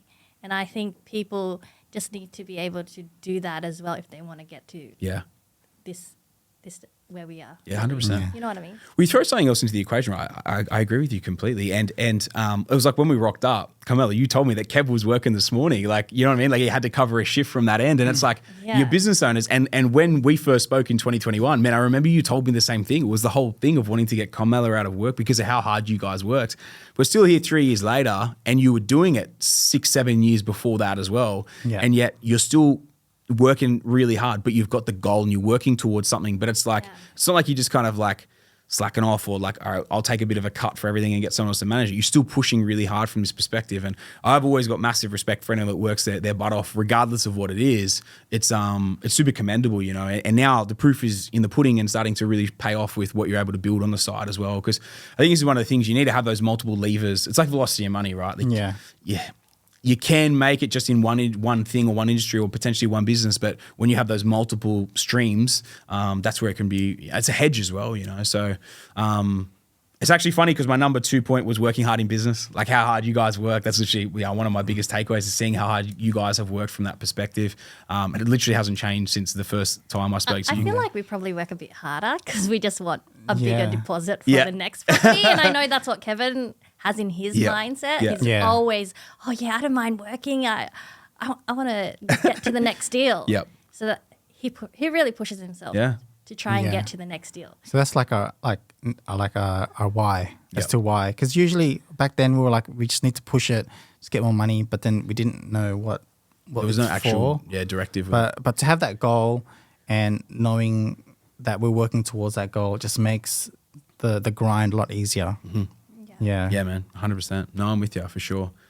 That's cool. You know what's funny? Someone else asked me. I was on another podcast recently. I don't do many like business potties, but I was on a potty recently, and they're like, "Oh, so you pretty chill now?" I'm like, "Bro, fuck, I worked hard at the start. Holy shit, I work harder now, like significantly harder." That you guys were laughing before because we were talking about the fact that like 5-6, we're at nearly 6 o'clock tonight recording. I got another potty to go after this as well, and I remember you guys go, "Oh, like aren't you fried? Like when you do your 2-hour school of property sessions at 8-9 o'clock at night, and then I got another potty after this."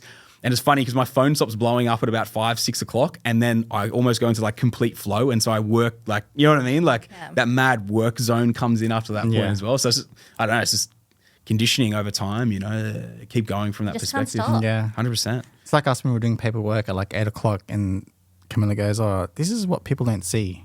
Yep. Yeah. There's a lot of behind the scenes. 100%. Yeah, we're pretty much doing everything. Yeah. Like rostering, wages, and paperwork. And then going back, oh, damn, we have to fix something at the cafe. We're building it ourselves. We're like, you know, buying all the stuff that we need. And 100%. There's a lot. There's a lot behind of what we do as well. 100%. 100%. Third one, we'll say this very quickly, be very wary of investing with siblings. We'll move straight past that. Yep. Number 4, delayed gratification. Living at home as long as you did, how hard you've been working. Like you guys have even said to me, we don't want to buy the flash cars. We want to build the wealth first and build this whole thing out first. I think that delayed gratification piece combined with that hard work, like so often when they work hand in hand, that's when you see someone that's like killing, or maybe you don't even see them because they're just behind closed curtains and they're killing it. But that's like firmly what I see with you guys in terms of like so much of your success have kind of come from that as well. So, and I feel like sometimes we always talk about delayed gratification. Oh yeah? 100%. All the time it comes into the conversation like weekly. Yeah. You know what's crazy as well though? It's like, it's one of these things that no one else sees. And it's like, it's okay that no one else sees it, but like sometimes like people might look in and they see something about you or they make an assumption, but they don't understand everything that's sort of going into it from that perspective as well. And that's why like I give to be blunt here, I give no fucks about what anyone thinks about me and opinions of me, because I know how hard I've worked, and I know the delayed gratification that I went through for a decade, right? Yeah. And you guys have that exact thing. So, when you guys get to the top, when you start reaching, look, I don't think you guys will, but like, never feel bad for the success that you guys have achieved, because it's come from the hard work, the dedication, delayed gratification, everything that's come through with it as well. And I feel like when I hear your podcast, yeah. and then you talk about, I never went on vacation, I never did this, and I never did that. And it's like 100%. Like, you worked your way up to be where you are, and you really pushed yourself to get to this far. Yeah. And I think we've not gone to Europe. We've not done a whole let's take 6 months off. We've never done that. Yeah. And I think I resonate with whenever you say that. Like, it's you put in so much work to get to this point. Yeah. So, and I feel like, same. 100%. Same. And the cool thing is, like, you start to look at this thing starting to build out 6 investment property portfolio, primary residence. So you've got a 7 property portfolio plus the 2 rentals, right? The 2 additional grannies that are now built. You've almost got a 10 property portfolio there right now. Like, that's pretty impressive, guys. Especially, like, you've built most of it in 2 years. It's pretty impressive. Yeah. Like, you got to be pretty pumped with that, man. Yeah, but Yeah. I don't think our parents don't even know. Yeah. They don't even know. I getcha. And I think we're scared to say anything because they're scared for us. They have this fear where it's, why are you in so much debt? It's like bad debt. Bad debt. There's no difference between good debt and bad debt. Yeah. And I think we learned from your podcast that it's okay to be in debt. Yeah. Yeah. Yeah. So you got a strategy, That's it. That's it. As long as And if you're towards something. working with the people who know what they're doing as well, Yep. and you make these connections to get to this far without anything happening so far. Yeah. I'm with you. 100%. Crucial. Absolutely crucial. It's funny when you say that, like good debt, bad debt. Like, one of your properties you paid $350 for it. You paid $300,000 debt on it, and in 12 months you've made $250,000. I don't know how many people could call that bad debt. You know what I mean? Like, that's a ridiculous result. Yeah. Ridiculous result. So all I can say, guys, is absolute hats off to you. I want to do a quick recap here in terms of values. So as a bit of a recap, guys, I just ran through the numbers. Total in on everything, including obviously the ones that you guys picked up yourselves as well. All in for $4,015,000. So just over the 4 million, and total portfolio value right now is $5,950,000. So you're just under 6 mil. So you guys are literally, based on these numbers, 65 grand off 2 million net equity in terms of what you guys have made from the portfolio. How does that feel? It's pretty crazy Yeah, it's pretty when crazy. you put it Yeah. down on paper. When It's you, crazy. Yeah. and to think that, I don't know, putting it, I don't know, it's It makes him happy. it's You're happy. happy, And right? then the work that you do and you see that result, Yeah. it speaks volumes. Like, Yeah. you can't explain it. Yeah. Yeah. Makes you want to keep going. That's awesome. Yeah. Good. It's a massive result, guys. Like, hats off to you. Like, obviously, we can do what we do on our end, but you guys have got to pull the trigger and follow the process, trust the process, keep moving through with it too. So I want to say a massive thank you for you guys coming in today.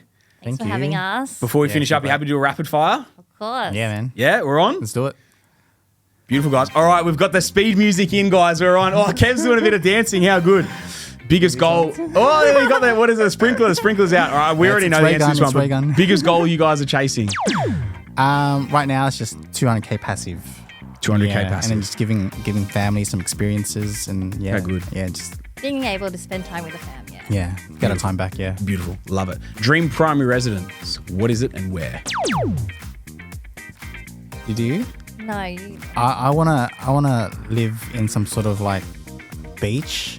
You want to live in a beach. Sorry. like I don't know, some tropical place. Okay. Probably in Philippines. Have a massive house. Probably have like little villas around the house, so family and friends can come in and maybe that would be a holiday. Is that the holiday place or you want to live there? That's a holiday. I want to live there. You want to live there? Yeah. Holy shit, we got something else going on here, guys. We got to get the couples counselor in right now. And Are you Well, sure? that's the dream. I can only dream, right? you can dream. He's Okay. dreaming. But you Yeah, know what? right. Our dream, our residence now is You guys love it. Yeah, Right now, it's, yeah, it's we amazing. pretty much got what we wanted. Yeah, That's mad. That's our dream. How good's that? That's Yeah, awesome. It's mad. Perfect. Dream holiday location. I don't know. Maybe it's Kev's Philippines resort. So this is my dream location right now. I don't know. I want to do. holiday. You've never done Europe, do you? Are you guys interested in Yeah, Europe? we want to do Yeah. Europe Yeah. when the kids Yeah. are a bit bigger. Okay. And then that's something we've Yeah. talked about. Okay. But spend months there. Yeah. The Have 200 grand a island. year coming in, so you just like Yeah, enjoying just it, doing chill. what No one's texting me for orders. Or I'm calling in sick. Yeah, Yeah. hey, none of that. None of that. Beautiful, The beautiful. coffee machine's not working on a Saturday. I'm like, oh, That will not be within Yeah, the no more equation. of that. Dream job. dream job. I don't know. I like this space, to be honest. Yeah. Yeah. But it's just a sense of I don't know. I've got cafes now. So Yeah. to be honest, being a cafe owner is great. But yeah, dream job. He's looking into. I like it.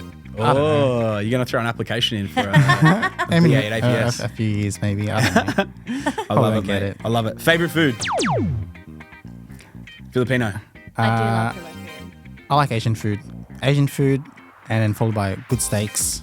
Ooh, Wagyus? Yeah, if I can afford it. Okay. But delayed gratification. Okay. Next time you come up, I'll take you out for a Wagyu, all right? Next time you come to the GC. Favorite alcoholic beverage? Please impress me with this one. Oh, old fashioned. Old fashioned? Yeah, I Whiskey? like that. Yeah. Okay. Oh, I'm just like a vodka lemonade. I don't go fancy. You don't get fancy. No, What about a I margarita? love a cruiser. What about a margarita? No good on the margaritas? No, she's on the cruises already. I love a cruiser. Okay. It's easy. Easy. Try that. You know, Delayed gratification. delicious. You're not wasting the cash on the old fashioned. Not all fashions or like a $20 on a bloody Not yet. tail or anything like that. I'm just All right, beautiful guys. Moving on. True or false? Kev, you once were on the Filipino Olympic boxing team. True. No. Hey, what a beast! No. Watch out for that right hand. It's false. Look at me. I'm a stick. Yeah, but bro, Manny Pacquiao's a stick too. He's still a world champion. Yeah, he's a beast. He's that a guy. beast. He's a beast. All right, Carmela, you once won the World Barista Championships in Zimbabwe. oh no. I heard that was true. Rob called me and he said, "Man, this is the truth. These guys, Definitely false. Oh. You know, I could give myself 5 stars out of 5. 5 stars." I'm gonna come. Paper planes. I'm gonna get some. Come down to the old boy. That's it. The old boy with Jimmy. I'll bring the old boy. What do you reckon? All right, final one, guys. Tell me something about yourselves that no one else would know, or very few people would know. Oh, you start. I have to think about it. No, you go. Rapid fire. Quick game's a good game. Oh, I don't know. I'm an avid gardener. Okay. Yeah, Sweet, man. love I it. actually didn't know that. Carmela hinted at it before when she was talking about you listening to the potty out there. Yeah. I just thought you were an avid podcast listener. No, I love gardening. I love like lawn. Okay. I can't wait for spring. It's gonna be mad. Yeah, That's mad. yeah. Do you follow like the lawn porn like Instagram pages? Oh yeah, 100%. Do you really? Yeah, yeah. Froth it? I wanna aerate. I wanna Wow. Let's sand get all the level. tools. Wow. Yeah. Really? Yeah. Is that going to be your Filipino? You're just going to have like a lawn patch that you just like, or is this all sand? Nah, it'll just be all sand because you gotta sand it leveled out and then yeah. And I don't I'll know. take your word for it. Carmela. Carmela's I feel pled like you the should have fifth. told me like. I sent you guys the thing. Oh, I thought you were gonna change it. No, not that one. Carmela has pled the fifth on anyone know or something that no one else would know about her. She's pled the fifth. She's backed out of it. It's all good. Kev's got his lawn Instagram pages going. Yeah. Guys, it's been an absolute pleasure having you in the studio with us. It's been an inspiring journey. You guys have done so much and you should be ridiculously proud of what you guys have achieved to date. I'm extremely confident that when we do a Where Are You Now in 12, 18, 24 months, whenever it is that we do another check-in, you guys are going to be sitting pretty in a very good position. So thank you once again for jumping in and joining us. Is there anything else you guys want to throw out there? Anything you want to throw back to the listeners? Maybe just go for it if you really want to invest. Have a go. Have some fun with it. Yeah, just have a crack because a lot of people try and invest and then the first bad thing comes. Yeah. They just Yes. They, So have the grit, have the yeah. perseverance. Yeah. Push through. Yeah, have the mental fortitude, as what Jim would say. To if you do this, just know that things will come, roadblocks will come, Yep. but you just gotta forge through, and you'll see like the fruits of your labor. Yeah. Yeah, 100%, man. I Yeah, love just that. give it a crack, I yeah. love that. Well, guys, thank you so much for joining me. It's been a mad episode. I've really, really enjoyed what we've gone through here, hearing you guys' backstory, hearing the journey with property and everything you guys have done so far.